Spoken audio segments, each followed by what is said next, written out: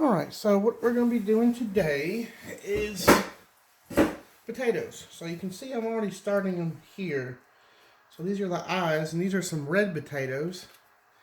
I'm just getting these ready. So, kind of go over a little bit what you got to do. Basically, you're going to cut a piece of the potato that has the eyes on it. Then you will take it. And what I have here is some wood ash. And I'll coat it with wood ash. And I'm going to coat the rest of the potato, because what I'll do is I'll plant these and I'll put these back under the grow lights. And as I get sprouts, I'll give them to friends and family members so they can grow some potatoes too. It's kind of a double way to double dip. So you like these here. When it gets a little bit bigger, I'll cut it and give it to somebody. Same thing here. I'm just trying to get these big ones separated. But the wood ash, what it does, keeps them from rotting. So if you were to just take this and plant it just like this, it would probably rot on you. So coat it in wood ash. It'll keep it from molding and bugs getting into it for right now. And then in a couple days, it'll get like a real leather consistency here. I'll kind of see if I can go over it again and show it to you. But just make sure you coat it real good. But yeah, it gets like kind of a leather texture is what I was trying to say. And then you can actually plant it. Right now we got snow outside, so can't really do much with these tomorrow or anything anyway. Can't do much outside, so I figured I'd go ahead and get these potatoes done. But like I said, I got 3 different types. I got a russet, a red, and a blue. I actually picked these up at Tractor Supply. They're non-GMO.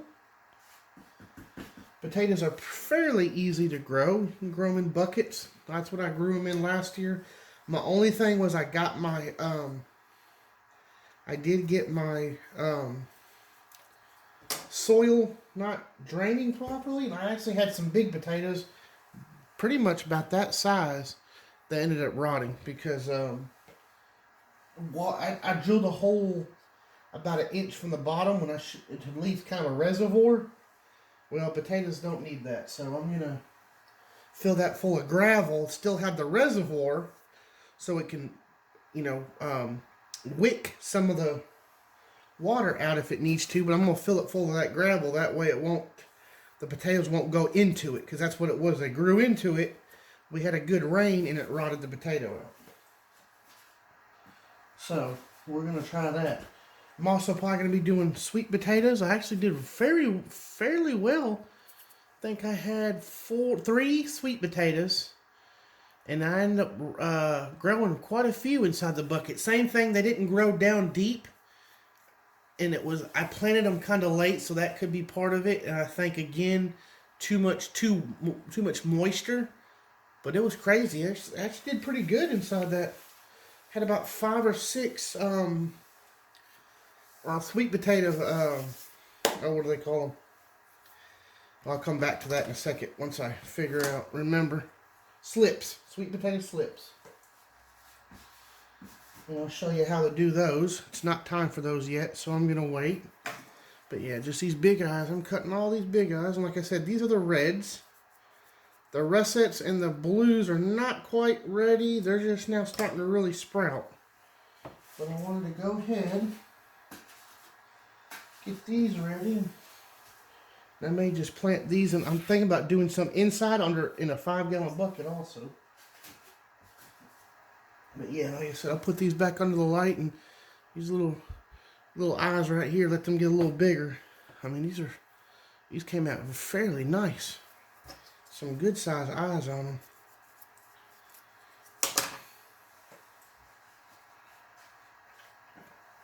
I'm going to go ahead and pull the ones that are ready off of there so we can see if the other ones will grow. We get as many potatoes. I usually plant 5 plus, and I'll use tires. I'll stack one tire. When it gets mounded up, I'll stack another tire and keep mounting it. What the heck was that noise?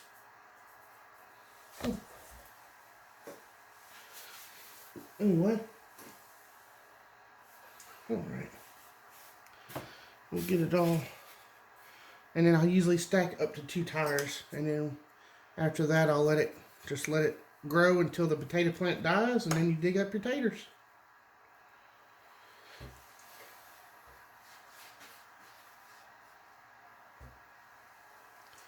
Oh, we got one that fell off. We could actually grow that.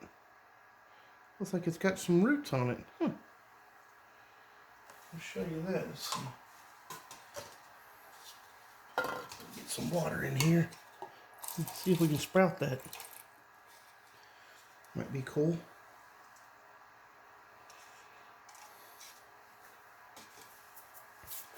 Excuse me, gonna get a drink. But I figured I'd make a quick video. How I'm doing this. So it only takes about 3 or 4 days. You can wait a week for these to actually, what they call cure. Don't take long. Like I say, you'll know because it's real leathery. It's really obvious when they're cured. You just don't want to do it while they're, because one year I cut them and I planted them and I grew potatoes, but not very many. Couldn't figure out why. Then I realized what happened was I stuck them in just like that and they rotted. So I did have quite a few grow, but I would have had more if I would have done this. That's alright. I've also got, I forgot, I got some potatoes in the windowsill I bought from the store. Non-GMO, red, small reds and yellow potato, golden potatoes. And I wanted to see if I could grow those. Because they do a lot of times spray them with a,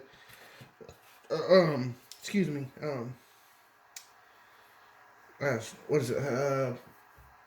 Sprout inhibitor. So they won't sprout like this. I was told just to wash it off. And like I said, they're non-GMO, so I figured I'd give them a try. If I can grow them, that'd be awesome. Oh, sorry. Kicking the... I'll make y'all nauseous. There we are. And just cover all that potato with that. Like I said, we'll do those, because, I mean, those will make nice little eyes, too. Once they... I think I'm about done. I only have a few more left. And we might check. I might go get those potatoes real quick and check the ones that are in the windowsill. See if they took. That'd be interesting. Because none of the other ones are ready. The blues have a few sprouts starting, but I'm not ready to do those yet. I'm just going to strictly do the reds right now. I may even plant them. You can plant them earlier, like right now being cold. You just have to, you want to cover them up with some dirt. And what you do is you cover them up with dirt, put probably, I'd say about 1 foot to 18 inches so they won't freeze. And then put some straw on top, whatever, grass. And then what you'll do is once your temperatures rise, you'll kind of push the dirt back down to the potato. And then you can continue from there. I did grow these in a, one year I grew these in basically just a hot compost. So I had leaves and dirt. There's actually some dirt I bought from Lowe's. I mixed it. I didn't realize I made a hot compost until I started watering the potatoes, and it started smoking. So they did fairly well in that, and from reading, they seem to like that. But we're going to try doing I'm going to mix in this year some bone meal with the plant, since it's a root plant. See if we can't get better sprouts. Or better production out of the sprouts, excuse me. So I think we're pretty much done. I'm going to stop this video here. I'm going to put these back up under the light, and then I'll be right back with you. Alright, so I checked those other potatoes and they are not ready. They're starting to go green, so hopefully they'll start sprouting. It looks like they may have some small little sprites on them. But we're going to hold off. So what I am going to do is, I also picked up some garlic. Found these ones already starting to grow, so I figured, why not? So what I'm probably going to do is go ahead and break these apart. these cloves, and I'll probably sprout them, what I like to do, and then I'll plant them. I'll plant these a lot of times with tomatoes. Tomatoes are, these help with pests, kind of an organic way to control some of your aphids and stuff. Now last year my tomatoes were getting hit pretty hard by worms, but I noticed I started seeing little white specks on them, and come to find out they were parasitic wasps. It took me a while to finally find out that I had planted some garlic clove, and the garlic clove, the wasps were all over it. They're little bitty parasitic wasps. These ones are little bitty, very tiny. But they were covered in it. But I mean, after that, almost every worm I saw was covered in those wasps. So I kind of left them alone. Because I was growing some Roma tomatoes. Really wasn't growing them to eat or anything. Just growing enough to have seed. Because the Roma tomatoes I got are actually a family heirloom seed that come from Italy. My family brought over about 50 generations ago when they came to New York State. So I'm just trying to build my seeds up for that. This year I'm going to try and get some going for salsas. I'm going to try to jar some salsas and stuff. So we got this out the way. These garlic pieces ain't. That one might. Oh, got another one over there. So, I'm going to try to follow that by, I guess. I'll just float these in some water. They get some. Oh, sorry. When they get some roots on them. Let me get this set. There we go. As you can see, look good. Just some here is starting to dry out. I ain't got nothing going on. That one might actually take off. We're gonna throw that in there. But gotta get all this old stuff off, and should take more than a couple days to start getting some roots on them. We're gonna stick them in the ground. I got some actually I got from out there at Oleo Acres. It's already growing. We keep getting hit with this snow though. We're gonna end up killing them. Every time it snows or ices, they start to wilt on me. They seem to come right back, but I don't know how many times it can take before they just completely die off. Hopefully not. They were actually looking pretty good. It's actually time for your garlic and your onions. I got some. I've got some leeks planted out there also. I think it's a black flag leek. I've got a couple different varieties. I only got the one. I'm going to give you kind of a hint here or a secret. So when you're buying seed, you go to the website, look up the seed price, and then what you want to do is you want to look up microgreens. Because I have found you can get bulk microgreens of the same variety a whole lot cheaper than buying a small pack. I've actually was looking at some stuff, and I'm like, man, I really want this seed. Didn't like the price of it. It was really high. Went and looked in the microgreen selection. I'm like, same variety, everything. So I went ahead and bought them like that. So that's how I'm going to start buying a lot of stuff. You can get it bulk for microgreen, and it's just, the price difference is crazy. And of course, a lot of your microgreen stuff, they check it for disease and all that a little bit better. I think anyway. I could just be me. But we're going to see if we can't. We got 3 cloves. I might just grow these 2. I like to grow it inside, but garlic, I've tried it a couple times. The roots rotted on me. It's really hard not to over water in the house. That dehumidifier is going, trying to keep it the humidity down. I actually got the heater going right now. The wood stove's going because it is going to get into the 20s tonight. Good old bipolar Tennessee for you. She don't know what she's going to do. Let me see. But anyway, so that's pretty much what I'm doing here. Like I said, I'm going to throw these in one of these cups, and then I'll let them sprout. And then I will, once they get the, or not sprout, they've already sprouted. Once they get the roots on them, I'll go ahead and plant them. Like I said, I'll usually plant them in the boxes where I'm going to plant my tomatoes to help out. Like I said, I did pick up some chives, to plant so we can try to get some of them flowers to attract those parasitic wasps.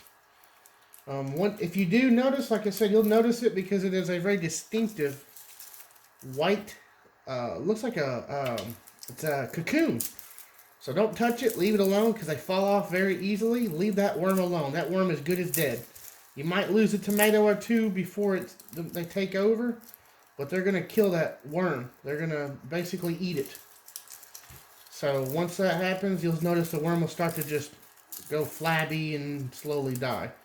And I would leave them there because they're going to hatch and then they're going to hopefully stay in that area. That's the point of having the garlic and other stuff.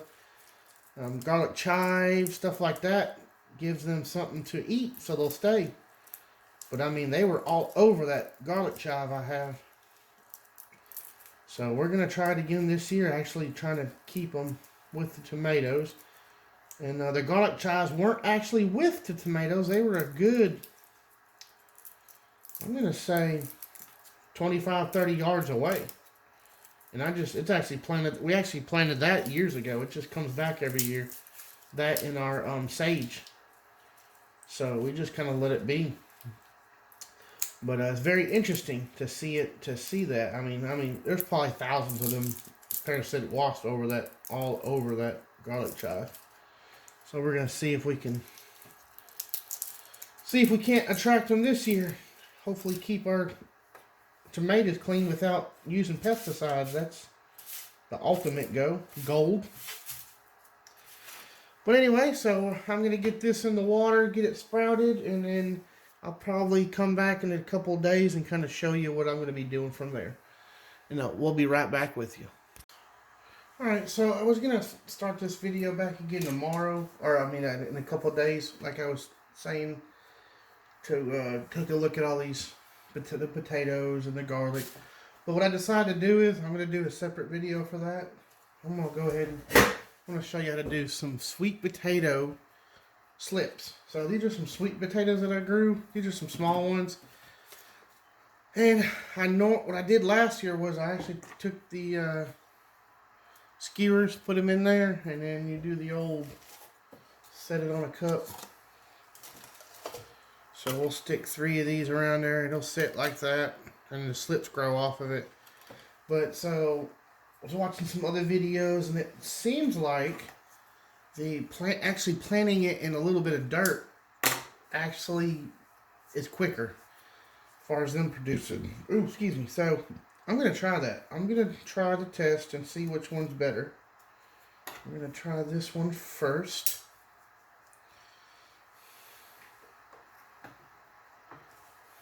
So we're going to test it and see which one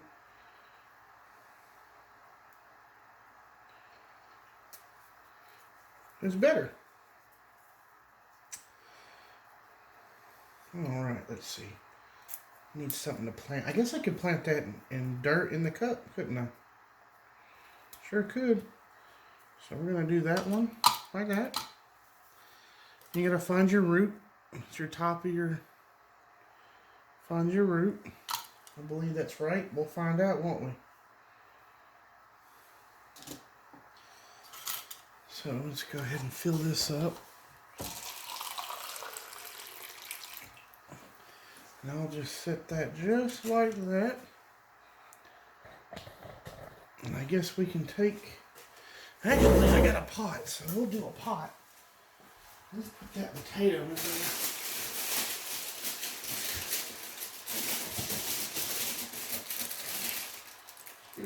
spots on them. How about that?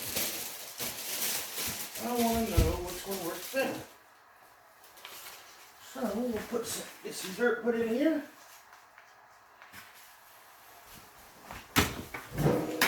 Take this other one. We're going to drive this potato. I'm going to drive this potato down in there, just like that. Can't really show, hard to show you because it's dirt going everywhere. But I want to know which one works quicker. So, we're going to do both of these.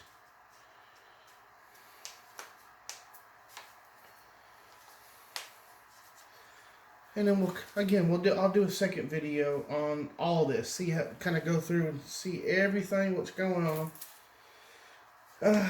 See how it's doing. Let me get these put up here. I gotta water this, don't I?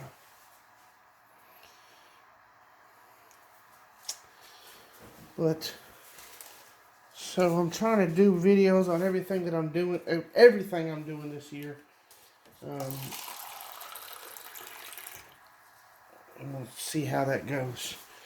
Let me water this real quick.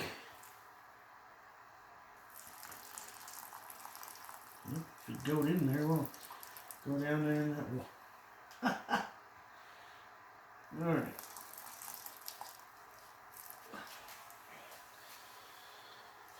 Look at that. Water that and didn't even barely go in there, huh? Dang, it's crazy. Alright, we'll water that later. Put this up for right now. What we can actually do, what I do is take that, put that right in there just like that.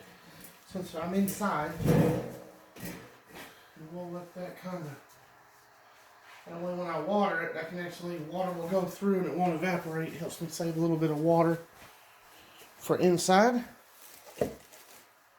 That dehumidifier just dries everything out in here, but it helps keep my temperature good and so do what I can.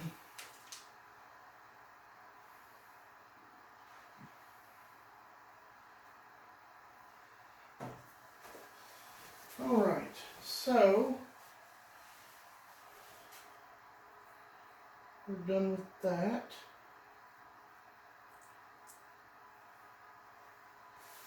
So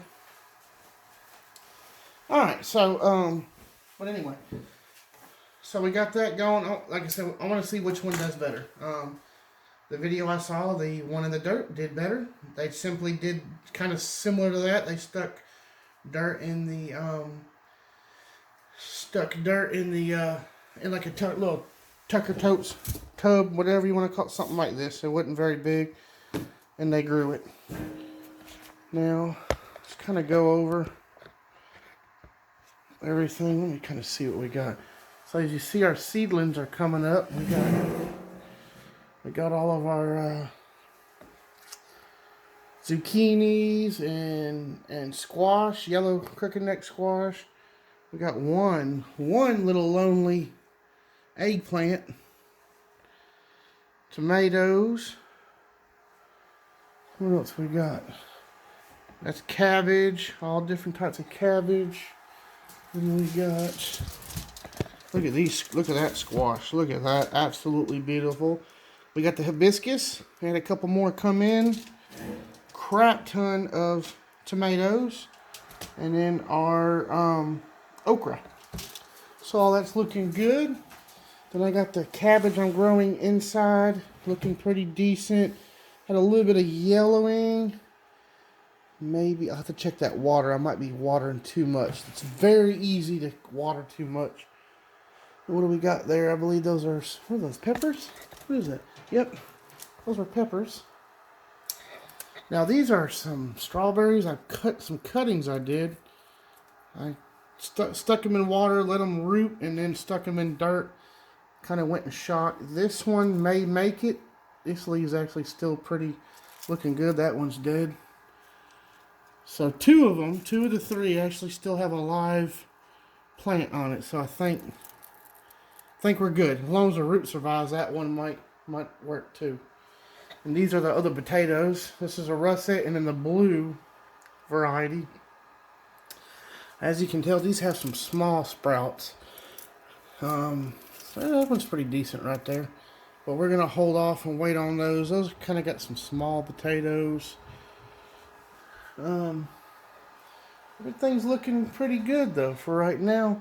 Hopefully we can get everything out in the greenhouse. Excuse me a second.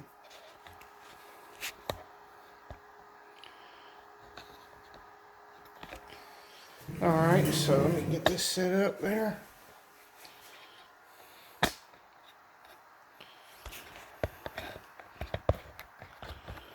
Get this. Alright. Alright, so that's kind of what I got going on. I'm gonna try and get out to the greenhouse a little bit tomorrow. I don't know how it's gonna be because we're supposed to get like 2 to 4 inches of snow tonight. I've got them 2 heat lamps out there heating it up. But like I said, I want to kind of go step by step what I'm doing, stuff I've learned, things I've messed up, like the potato thing. You just keep trying. You're going to fail. I promise you, you're going to fail. But that's okay. That's how you learn. Like I said, my first year of potatoes, I had less potatoes than I planted. I almost just quit doing it, but I'm like, no, I need to keep going. So next year I did it again. I actually had some the year before. I guess I didn't get all of them out, and I had them sprout and actually grew a plant with those. But the key is just to keep trying, keep going. If you have questions, I will gladly answer them if I can. Try to help you find the answer to the question. But there's a lot of information out there. There's no reason that you can't do stuff on your own. Like I said, it'd be nice to have a community to do it. A group of people. Some people are better at other things. Some people are good at growing animals. Some people are better at growing plants. But it took me a while because I had a brown thumb. I killed every plant that I touched. Last year was one of my best years. I had a lot of squash, we had so many tomatoes I couldn't keep up with them. And they were actually growing in a box. I'm going to try growing them in the ground this year. But the key is to not give up and keep driving on. But I want to thank you for watching. Subscribe, like, comment. If you got a question, ask it. But I appreciate you watching.